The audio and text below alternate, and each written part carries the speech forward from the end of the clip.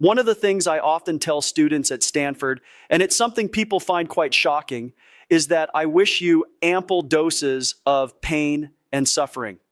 I don't say this because I am cruel. I say it because character is not built from success. Character is built from the grit, the resilience, and the scars you earn when everything goes wrong. When I look at the story of this young founder who built his first AI startup with absolutely no experience and did everything wrong, I don't see a failure. I see the most important education a human being can receive. You see, the world has a way of teaching you things through failure that success could never whisper to you. When we started NVIDIA, we had no idea how to build a company. We were three guys at a Denny's in San Jose, surrounded by the smell of coffee and grand ambitions, trying to figure out how to bring 3D graphics to the PC market. We didn't have a business plan that made sense to anyone. We didn't have a background in management. What we had was a belief in a future that didn't exist yet and a willingness to be completely, utterly wrong until we were right. And let me tell you, being wrong is a very expensive, very painful, and very necessary part of the process. This founder we are talking about today, the one who stumbled through every single decision, is actually following the most authentic path to innovation. Because if you know exactly what you are doing, you aren't doing anything new. If you have a roadmap for your startup, you are likely just following someone else's footsteps. To build the future, you have to be comfortable walking into the dark with nothing but your first principles to guide you. First principles thinking is the only way to survive when you lack experience. Experience is often just a collection of biases, reasons why things can't be done. But when you have no experience, you are forced to ask the most basic, most powerful questions. Why does this computer work this way? Why is software written like this? Why do we need a central processor to do every single task? When we started, the world was dominated by general-purpose computing. The CPU was the king of the universe. But we looked at the problem of 3D graphics and realized that the CPU was fundamentally the wrong tool for the job. It was like trying to move a mountain with 1,000 highly educated scholars instead of 1,000,000 simple laborers working in parallel. We chose the 1,000,000 laborers. We chose parallel computing. We chose to do something that the industry leaders at the time thought was a toy, a niche, a distraction. But doing everything wrong also means you are going to face the abyss. NVIDIA has been 30 days from bankruptcy more times than I care to count. I remember the era of the Riva 128. We had failed with our first architecture. The NV1 was a technical marvel, but a commercial disaster. We had spent all our money. We had no more chances. We had to build a chip that was better than anything else on the market, and we had to do it in a fraction of the time, with a team that was exhausted and demoralized. That is when you learn who you are. That is when you realize that run, don't walk isn't just a catchy phrase, it's a survival mechanism. You run because the ground is literally disappearing beneath your feet. You run because the opportunity is so massive that every second you spend walking is a second you are losing the future. This is the state of the world today with artificial intelligence. We are at the beginning of a new industrial revolution. In the last industrial revolution, the raw material was water and steam, and the output was mechanical power.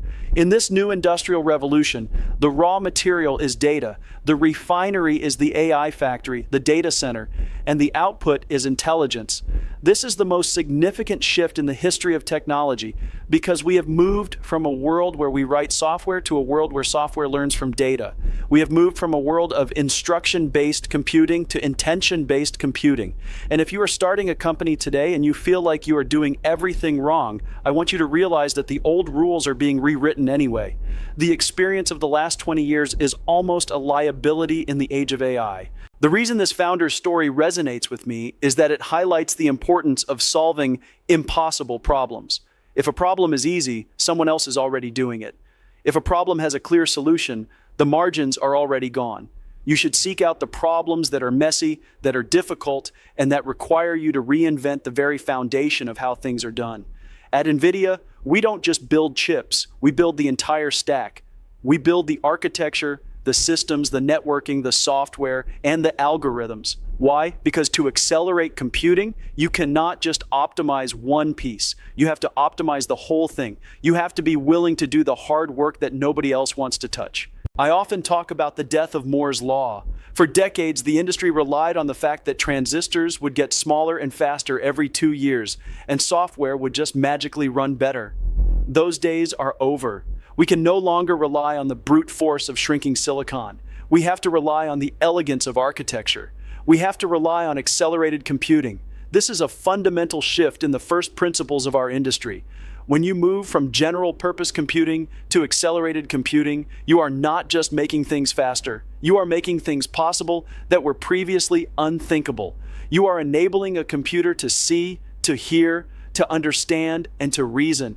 You are enabling a startup founder with no experience to access the same level of intelligence as a massive corporation.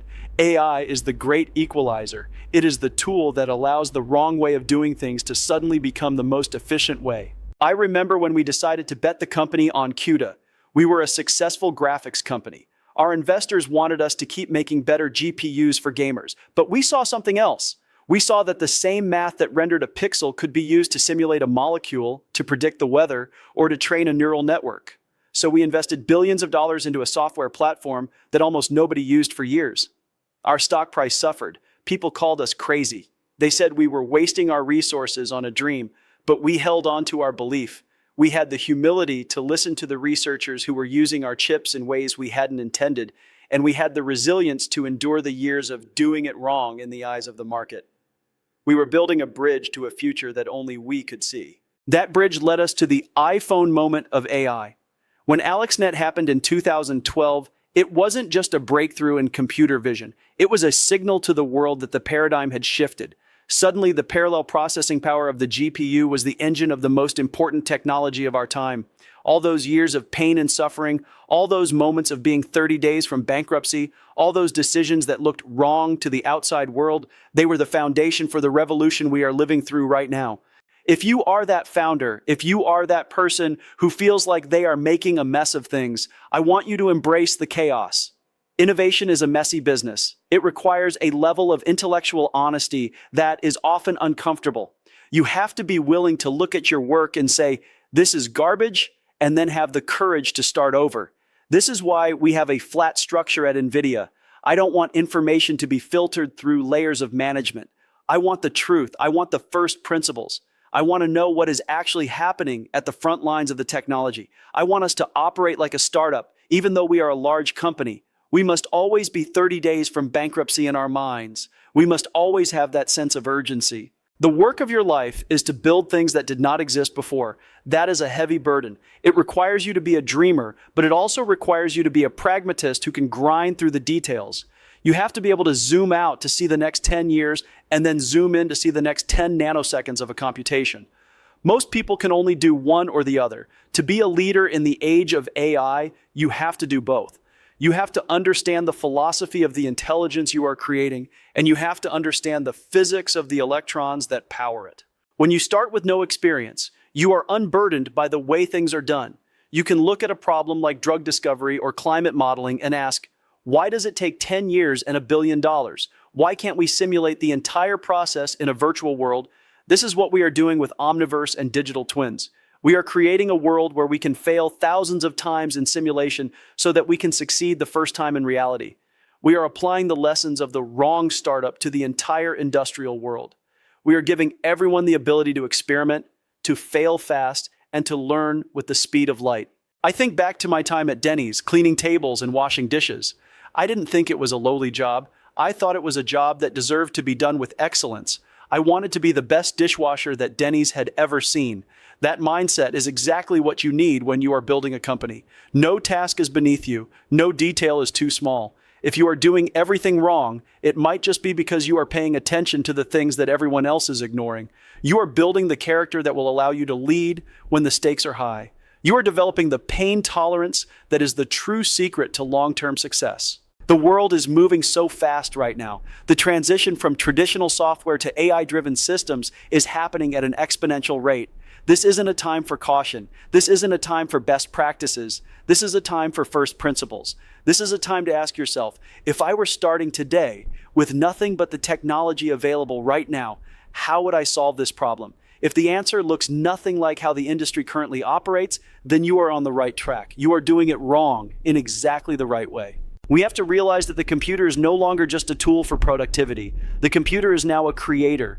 It is a collaborator. It is an extension of human intention. This changes the very nature of what it means to be a founder. You are no longer just building a product. You are building an intelligence that will grow and evolve. This requires a different kind of resilience. It requires a different kind of vision. You have to be prepared for the fact that your AI might discover things you don't understand. You have to be prepared for the fact that the correct path is a moving target. And in this landscape, your greatest asset is the ability to shed your skin. At NVIDIA, we have a culture that I call learning to be a social animal of innovation. It means we are constantly willing to kill our own products, to disrupt our own business models, and to admit that the way we did things yesterday is no longer the best way. For that founder who did everything wrong, their lack of baggage is a superpower. They aren't trying to protect a legacy.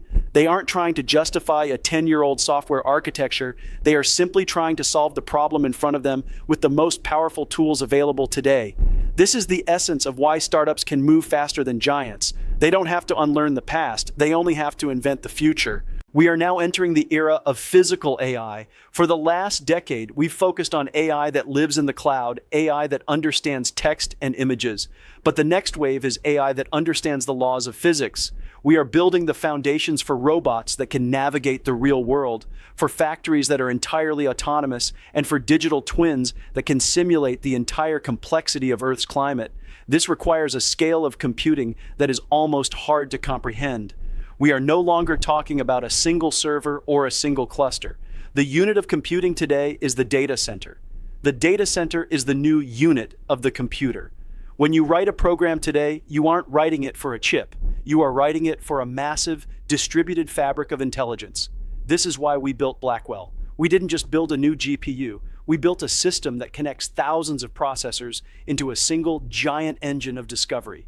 We had to rethink everything. The networking, the cooling, the power delivery, the security. We had to solve impossible engineering challenges that most companies wouldn't even attempt. Why do we do this? Because the demand for intelligence is infinite. Every industry, from healthcare to manufacturing to finance, is going to be transformed by this technology. We are providing the tools for the next generation of founders to do things that were previously the stuff of science fiction. If you are starting out today, you have access to more raw intelligence than the largest governments had just a few years ago. The cost of generating intelligence is collapsing, just as the cost of generating electricity collapsed a century ago. This is the democratization of innovation. It means that your lack of experience is no longer a barrier to entry. Your only barrier is your imagination and your willingness to suffer through the process of being wrong until you are right. I am often asked about my leadership style. People wonder why I don't have a traditional corporate hierarchy. The reason is simple. If you want to move at the speed of light, you cannot have information trapped in silos. I have 50 direct reports. I don't do one-on-one meetings. I don't want to hear status reports that have been polished by 5 layers of management. I want to be in the room where the problems are being solved. I want to hear the raw, unfiltered truth. If a project is failing, I want to know why, so we can pivot immediately. This transparency is what allows us to be resilient. It's what allows us to maintain the heart of a startup while having the reach of a global leader. We embrace failure as a data point. We don't punish mistakes, we punish the failure to learn from them. The founder who did everything wrong is actually practicing the ultimate form of agility. By making every mistake early, they are mapping out the terrain of what is possible. They are building a mental model of the industry that is grounded in reality, not in textbooks. When you look at the history of NVIDIA, you see a series of pivots that were forced upon us by our failures. We didn't become the world leader in AI because we had a perfect plan in 1993. We became the leader because we were the most adaptable. We were the ones who were willing to run, don't walk toward the next big challenge, even when it looked like we were running toward a cliff. As you look toward your own journey, whether you are building a startup, leading a team, or just trying to navigate this new world, remember that the goal is not to avoid pain. The goal is to build the character that can turn that pain into progress. We are living in the most exciting time in the history of human technology. The iPhone moment of AI has passed, and we are now in the deployment phase. This is where the real work happens. This is where we take these incredible models and apply them to the hardest problems facing humanity. We are going to see breakthroughs in biology that will cure diseases. We are going to see energy systems that are orders of magnitude more efficient. We are going to see a level of human-machine collaboration that will amplify our creativity in ways we can't yet imagine.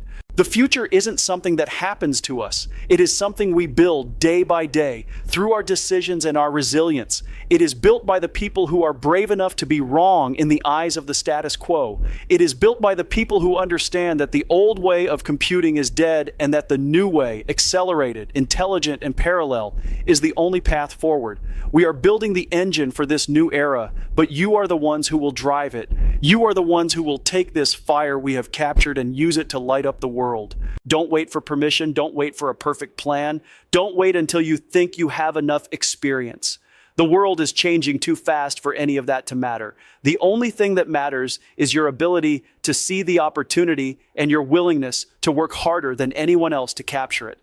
Every morning, I wake up with the same sense of urgency I had 30 years ago. I still feel like we are just beginning. I still feel like NVIDIA is a startup. I still feel the weight of the impossible problems we have yet to solve. And I wouldn't have it any other way. This journey we are on together is the work of a lifetime. It is a story of survival, of innovation, and of the relentless pursuit of excellence. Whether you are building your first AI company or reinventing an old one, the principles are the same. Stay humble, stay hungry, focus on the first principles. And most importantly, have the courage to fail spectacularly so that you can succeed meaningfully. The world doesn't need more people who follow the rules. It needs more people who rewrite them. Thank you for being part of this revolution. I am incredibly excited to see what you will build with the tools we are creating. Before you head out to start your next big venture, please make sure to subscribe to the channel and hit that like button. It helps us bring more of these visions to the world. And I want to hear from you. If you have questions about the future of AI, about how to scale your startup, or about the first principles of accelerated computing, leave them in the comments below. I will be reading them and I'll be responding quickly because in this era, speed is everything.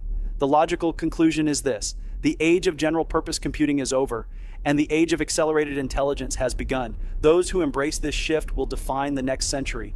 Those who cling to the past will be left behind. There is no middle ground. There is no slow and steady in a revolution. There is only the future, and it belongs to those who move with purpose. Run, don't walk.